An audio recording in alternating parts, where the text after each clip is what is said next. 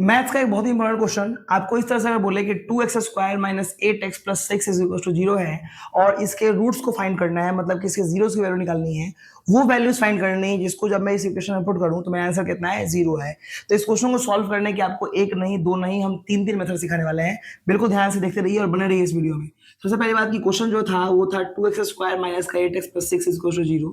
कहीं भी x के पहले जो नंबर होता है यहाँ पे x² से पहले, उसको इस नंबर से मल्टीप्लाई कर दिया जाता है। तो 6 2 जा 12, आप ऐसा मानो कि यहाँ पे 12 लिखा हुआ है और दो नंबर फाइंड करो, इसको मल्टीप्लाई करें तो हमारा 12 आए और उनको ऐड करें तो हमारा कितना है, 6 है। दो नंबर गुना करें तो 12 और दोनों को जोड़ दें तो कितना है हमारा, 8 है।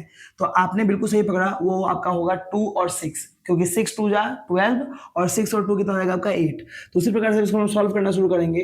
तो हम लिखेंगे 2x² माइनस का 8x और प्लस में 6 is equal to 0 and 2x² minus का 6x और माइनस का 2x प्लस में 6 इज इक्वल टू 0। हमने इस दो जो नंबर हमारे पास था 6 और 2, उन दोनों में क्या कर दिया, हमने x लगा के सिंपल लिख दिया।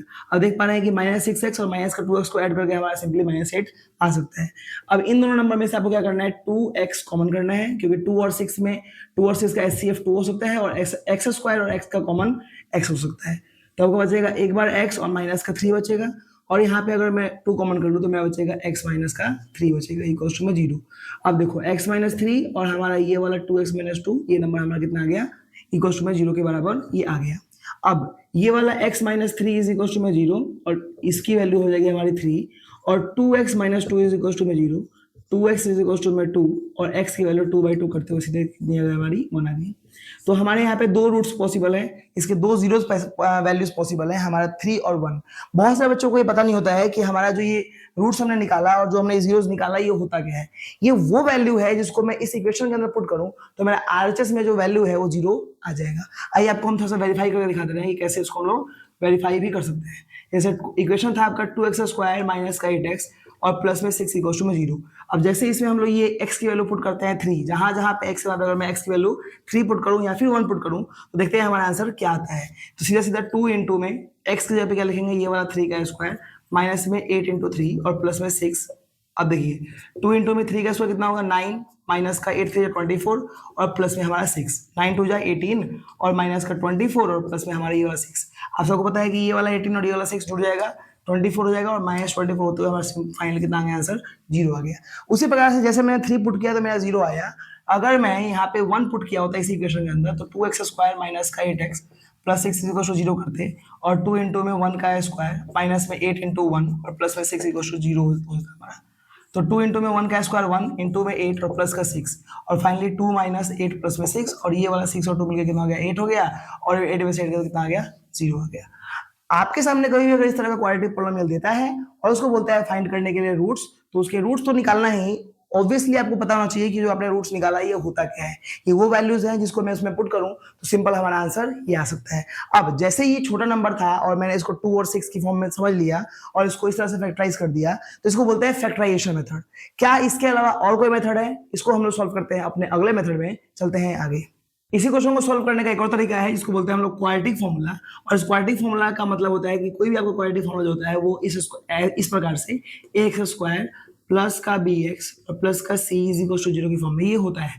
अब अगर मैं कंपेयर करूं इन दोनों इक्वेशन को तो x² से पहले यहाँ पे 2 है और यहाँ पे x² से पहले क्या है, a है, यानी फाइनली मेरा a का वैल्यू कितना आ गया, 2 आ गया।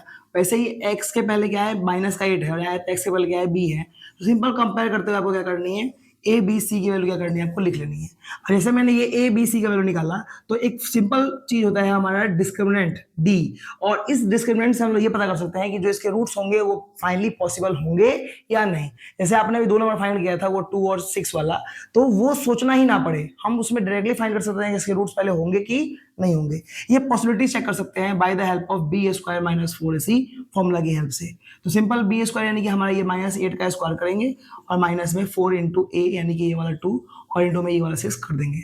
अब देखिए 8 का स्क्वायर कितना होगा हमारा, 64 होगा, माइनस तो वो सिंपल प्लस हो गया और इसको जब मल्टीप्लाई करेंगे तो 8 6 कितना आएगा हमारा 48। और जैसे इसको माइनस करेंगे हम लोग, आपको पता है इसे माइनस करने पे कितना आएगा आपका, ये आएगा 16। तो जो डी की वैल्यू आई वो आई हमारी कितनी, 16। एक छोटा सा आपको चीज बता दे रहे हैं कि कभी भी आपकी जो डी की वैल्यू है अगर वो 0 से छोटी आती है तो इसके रूट्स होंगे नॉट रियल, मतलब कि रियल में नहीं होंगे, क्योंकि जैसे ही करेंगे तो आपको हम आगे चल के बताने वाले हैं फॉर्मूला माइनस का B plus minus under root में डी और बाई 2a। ये आपको रूट्स निकालने का सिंपल एक फॉर्मूला बनता है जिसको दिया था श्रीधराचार्य ने। किसने दिया था? श्रीधराचार्य ने। तो जैसे यहाँ पे आप देख पा रहे हो कि जो डी है वो रूट में है, और रूट में जैसे ही जीरो से छोटा आएगा यानी माइनस में आएगा तो ऑटोमेटिकली वो नंबर जो है वो इमेजिनरी नंबर में आ जाता है, वो डायरेक्टली उसको फाइंड नहीं कर सकते हैं। तो अगर जो डी है अगर वो जीरो से छोटा आ रहा है तो उसके जो रूट्स होंगे वो रियल नहीं होंगे। अगर ऐसा होता है कि बराबर आता है तो यहाँ पे जो रूट्स होंगे वो रियल तो होंगे एंड वो इक्वल भी होंगे, मतलब कि उसमें जो दोनों रूट्स होंगे आपस में क्या होंगे? इक्वल होंगे। और अगर इस तरह से हो रहा है कि वो जीरो से बड़ा आ रहा है, जैसे कि इस तरह से जीरो से बड़ा यानी 16 आ रहा है, तो रियल तो होगा एंड वो अनइक्वल होगा। ये आपको थोड़ा सा एक कॉन्सेप्ट याद रखना है। अब जैसे हमने क्लियर कर लिया कि उसके रूट्स होंगे वो रियल होंगे और वो अनइक्वल होंगे, तो सिंपल ये रूट्स वाले फॉर्मूला में सारी वैल्यूज क्या करना है? पुट कर देना है। तो माइनस का बी यानी कि माइनस देखिए ये वाला माइनस का 8, ये माइनस फॉर्मूला वाला, और ये बी की वैल्यू -8 ये वाली, प्लस माइनस अंडर रूट में डी की वैल्यू हमने कितना निकाली? 16, और बाई में हमारा 2a है, यानी 2 इंटू में a की जगह कितना लिखेंगे? ये वाली वैल्यू 2। अब आप देख पा रहे हैं कि माइनस माइनस क्या हो गया? ये प्लस हो गया, प्लस माइनस 16 का रूट कितना होता है? 4, और बाई हमारा सिंपली 4। अब यहाँ पे हमारे पास दो कंडीशंस बनती है। पहला कंडीशन ये है कि हम लोग ये 8 प्लस 4/4 कर सकते हैं, या फिर हम लोग 8 माइनस 4/4 कर सकते हैं। जैसे प्लस करोगे तो 12/4 होते हुए सिंपल करके कितना आ गया आपका? 3 आ गया। या फिर आपके पास एक और ऑप्शन बन सकता है ये कि इसको माइनस करेंगे तो 4/4 करते हुए सिंपल आपका कितना आ गया? 1 आ गया। तो आपके पास ये दो कंडीशन बनती है, या तो उसका आंसर 3 हो सकता है, या तो उसका आंसर कितना हो सकता है आपका? ये 1 हो सकता है। तो रूट्स हो गए हमारे 3 और क्या हो गए? 1। आशा करते हैं कि आपको ये क्वाड्रेटिक फॉर्मूला की हेल्प से, जिसको हम लोग श्रीधराचार्य फॉर्मूला भी बोलते हैं, इसकी हेल्प से आपको रूट्स निकालने किसी भी क्वाड्रेटिक पॉलिनोमियल का आया होगा। हमने आज की वीडियो में सीखा कि आपके सामने अगर कोई भी क्वाड्रेटिक पॉलिनोमियल दिया रहे तो उसको फैक्टराइजेशन मेथड की हेल्प से और हमारा क्वाड्रेटिक फॉर्मूला की हेल्प से किस तरह से सॉल्व करके फाइंड कर सकते हैं। आशा करते हैं कि आपको ये वीडियो में कुछ समझ में आया होगा। अगर ये वीडियो समझ में आया होगा तो इस वीडियो को लाइक कीजिए, इस चैनल को सब्सक्राइब कीजिए और अपने दोस्तों के पास इस वीडियो को शेयर करना ना भूलें। और आपको अगर इस तरह के और कॉन्सेप्ट्स वाले वीडियोस चाहिए तो इस वीडियो के कमेंट सेक्शन में कमेंट कर दीजिए कि मोर वीडियोस लाइक दिस, और हम आपके लिए प्रोवाइड कर देंगे कुछ और भी इंटरेस्टिंग। और कोई भी डाउट आपको होता है तो इस वीडियो के कमेंट सेक्शन में आप कमेंट कीजिए। Thanks for watching.